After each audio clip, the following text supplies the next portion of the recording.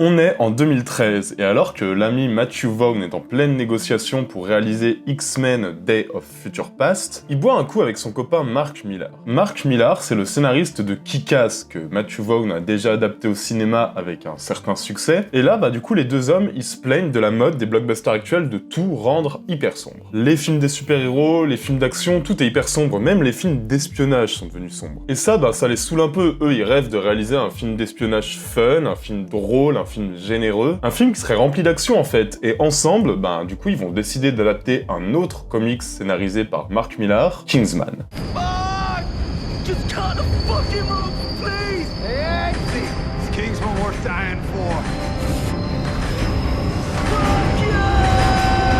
C'est un projet qui va devenir très vite très important pour Matthew Vaughn, au point qu'il va même aller jusqu'à quitter le projet X-Men pour se consacrer entièrement à Kingsman. Donc il switch de projet, et par la réputation de l'auteur et du réalisateur, Kingsman, clairement, il va se concrétiser très rapidement. Colin Firth rejoint le cast, suivi par Samuel L. Jackson qui avait toujours rêvé de jouer dans un James Bond, et qui ici va incarner le grand méchant du film. Ça, clairement, c'est deux noms qui vont attirer les financeurs. Du coup, un gros budget se monte, on parle d'un projet de plus de 80 millions de dollars, ce qui est quand même vraiment énorme pour lancer une nouvelle franchise, et le tournage va pouvoir se lancer au tout début octobre 2013.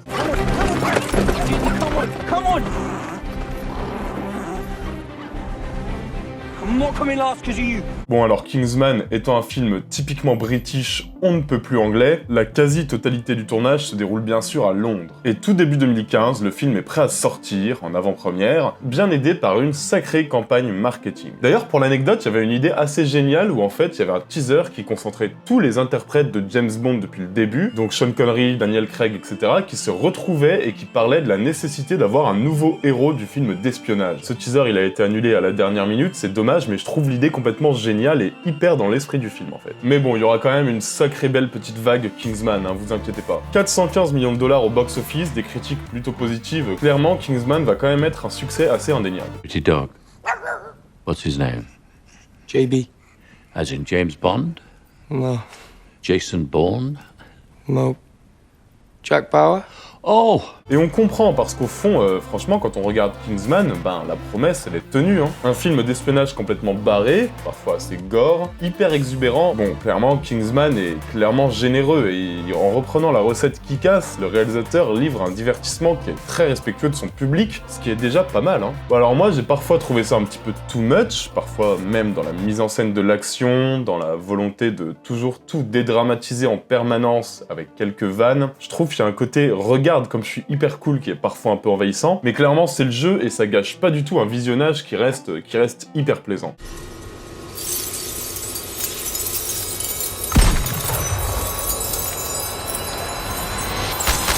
Mais vous savez, le genre du film d'espionnage, ça a quand même donné naissance à des films qui sont quand même parfois très décomplexés. Mais on a certains films, et ça c'est plus rare, qui parviennent à être à la fois des super films d'espions et des super divertissements généreux et très fun à voir, et c'est de ceux-là dont on va parler. Parce qu'autant j'ai bien aimé le premier Kingsman, autant il y a des films qui m'ont encore bien plus plu, c'est comme Kingsman, en mieux.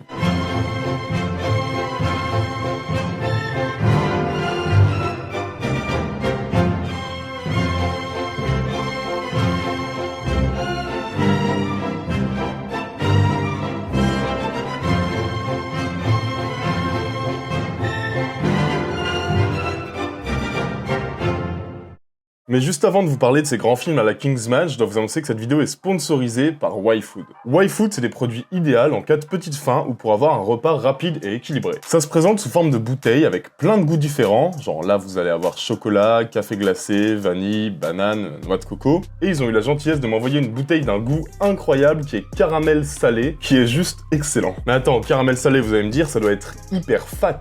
Et non en fait, pas vraiment. YFood, c'est de la super nourriture qui est conçue pour te caler pendant plusieurs plusieurs heures, qui a tous les nutriments d'un repas classique, sauf que là c'est hyper sain, ça se prend en 5 secondes et ça a un Nutri-Score A. Autant vous dire que quand j'ai pas le temps de faire un vrai repas parce que chaque seconde de ma vie est consacrée à stabiliser ma vie perso plutôt chaotique, plutôt qu'à éplucher des oignons, bon bah YFood me sauve bien. Et même en tant qu'encas en fait, 2-3 gorgées ça te cale, ça te permet d'éviter de grignoter, c'est largement plus sain, c'est largement plus équilibré, du coup c'est une bonne alternative à la malbouffe en fait.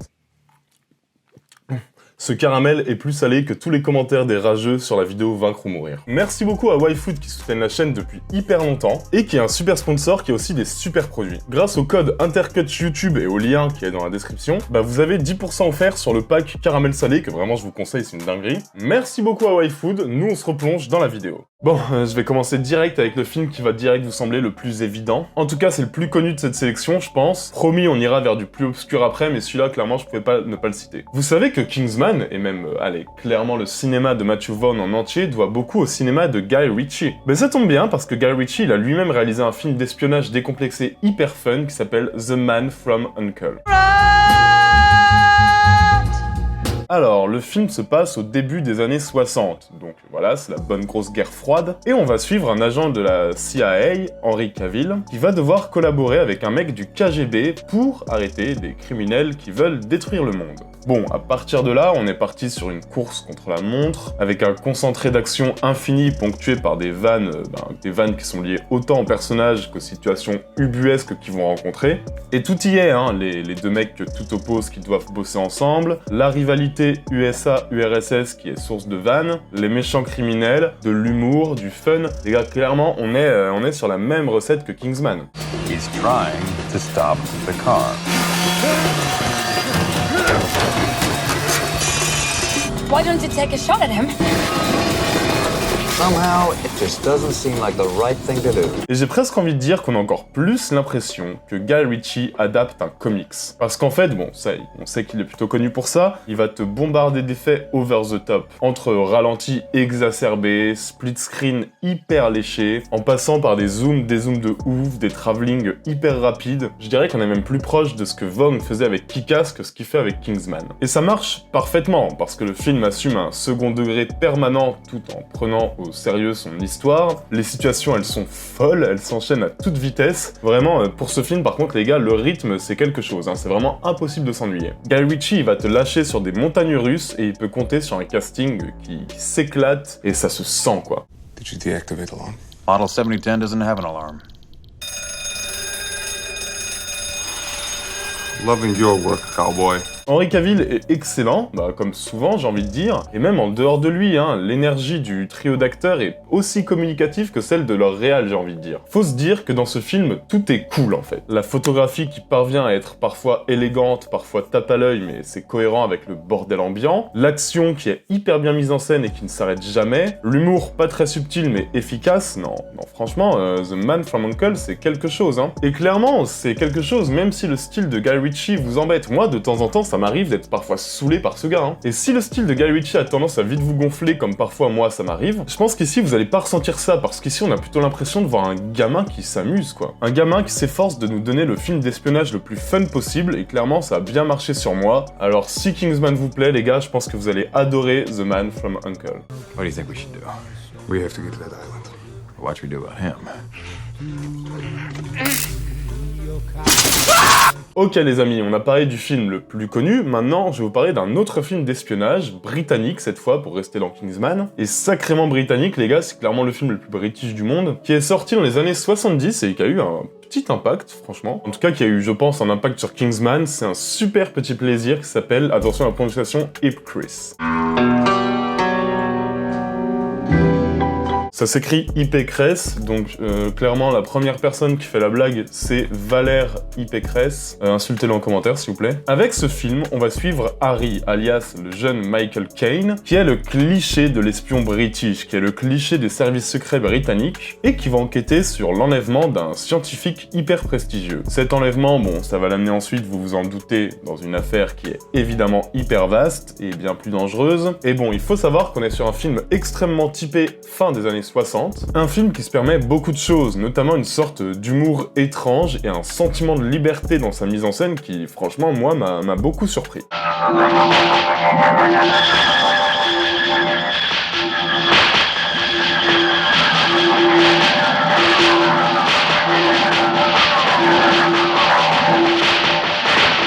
Michael Caine, il est assez génial franchement dans ce rôle d'agent décontracté, bien éloigné d'un James Bond, hein, qui évolue dans un récit aux touches d'humour bien senti, qui surtout, très important, ne l'empêche pas d'être un super film d'espionnage au premier degré. Un film d'espionnage à part entière qui se permet vraiment quelques folies de mise en scène, hein. Ces décadrages, ces désaxages, ces espèces d'angles étranges, tout ça, ça donne un sacré cachet au film, et surtout, c'est jamais gratuit, franchement, à aucun moment la caméra ne décadre sans vouloir dire quelque chose sur le personnage ou sur l'histoire, rien n'est gratuit, tout est maîtrisé et tout est très intelligent. On est sur un film vraiment hyper maîtrisé et inventif dans son enrobage, il y a vraiment un aspect, je veux briser les codes classiques et m'amuser en filmant mon espion, que je trouve moi très communicatif. You will try, but you can't open your eyes.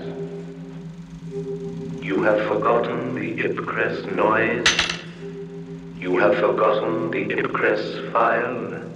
You have forgotten your name. Clairement, ici, on est sur un film d'espionnage assez unique, parce qu'il est à la fois très premier degré, et à la fois, il surfe sur un personnage hyper bien écrit, un personnage qui va vivre des situations hyper décalées. Du coup, on est en permanence sur une sorte de mélange où on sait pas trop si on doit prendre le film au sérieux ou pas, et ce mélange, je tiens à le dire, il dessert vraiment jamais le film, parce que le film a une narration hyper captivante, son enquête est très plaisante à suivre, et c'est pour ça que je dis qu'on est sur un vrai film d'espionnage. L'enquête en soi, elle est géniale, et surtout le final, que je vais pas vous spoiler, est absolument fou. Donc non, c'est vraiment un bon moment, ça fait très bien le taf. C'est un film qui a eu un petit succès d'estime, mais qui, je pense, mérite largement de revenir sur le devant de la scène. Et vraiment, j'insiste, mais Michael Caine en espion, les gars, foncez, c'est un bonheur, et de toute façon, foncez sur ce film, vous allez vous régaler.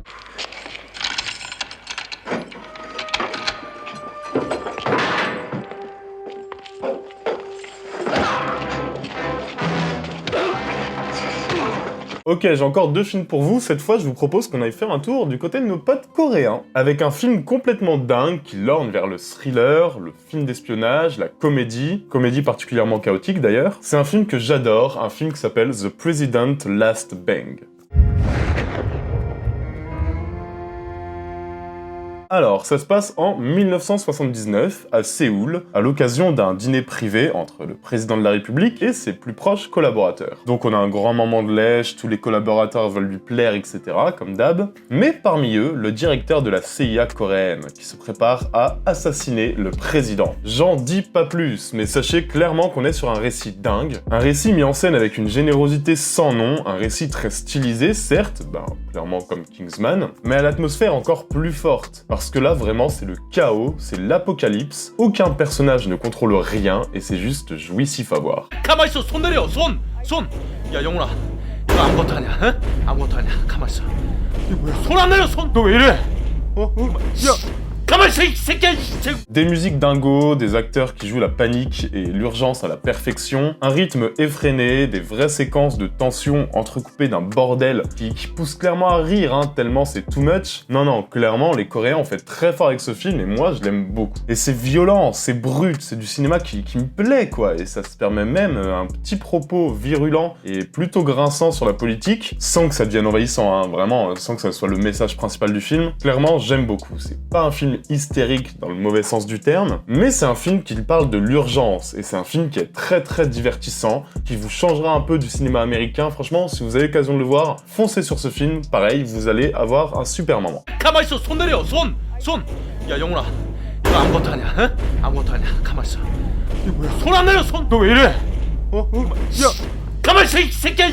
Bon, et pour finir, si on retourne du côté des États-Unis, je vous parle d'un réalisateur américain qui sait faire des grosses séquences d'action musclées, des scènes explosives tout en étant très décomplexé, voire même très inventif dans son cinéma. Vous allez me dire peut-être plein de mecs différents, parce qu'il y en a énormément en fait, mais parmi tous ces gars surnage un certain Tony Scott. Et si je vous dis que celui-ci nous a fait un petit film d'espionnage avec Brad Pitt et Robert Redford, vous vous doutez bien que j'allais en parler, on va parler de Spy Game.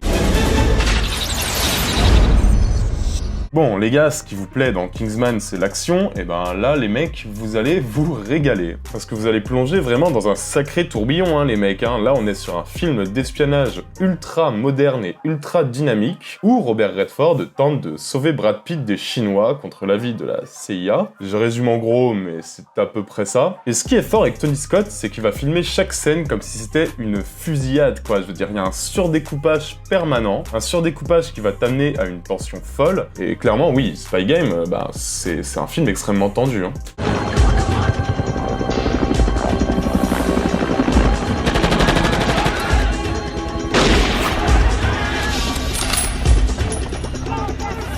Tendu, mais pas non plus dénué de séquences hyper over the top, ce qui est un peu une marque de fabrique du cinéaste, de Tony Scott, on va pas se mentir. Et ça accentue encore cette impression d'urgence. On est sur un chaos scénaristique, un chaos de mise en scène, de photographie, tout est très speed, et c'est cohérent, parce que oui, je vous l'ai pas dit, dans le récit, Robert Redford a 24 heures pour sauver Brad Pitt, pas une minute de plus. Donc il est dans l'urgence, on est dans l'urgence avec lui, la mise en scène s'adapte à ça, et ça fonctionne hyper bien. Cette urgence, tout dans le film va nous le rappeler en permanence, et c'est ce qui fait de Spy Game une sacrée expérience que je vous conseille.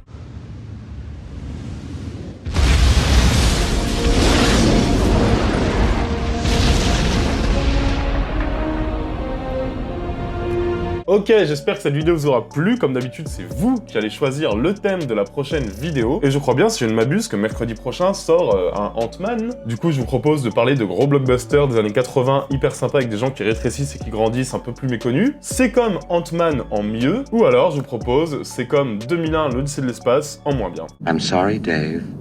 I'm afraid I can't do that. Dites-moi ce que vous préférez dans les commentaires, n'oubliez pas, c'est très important que vous êtes les meilleurs. On se retrouve très bientôt, ciao à tous, bisous.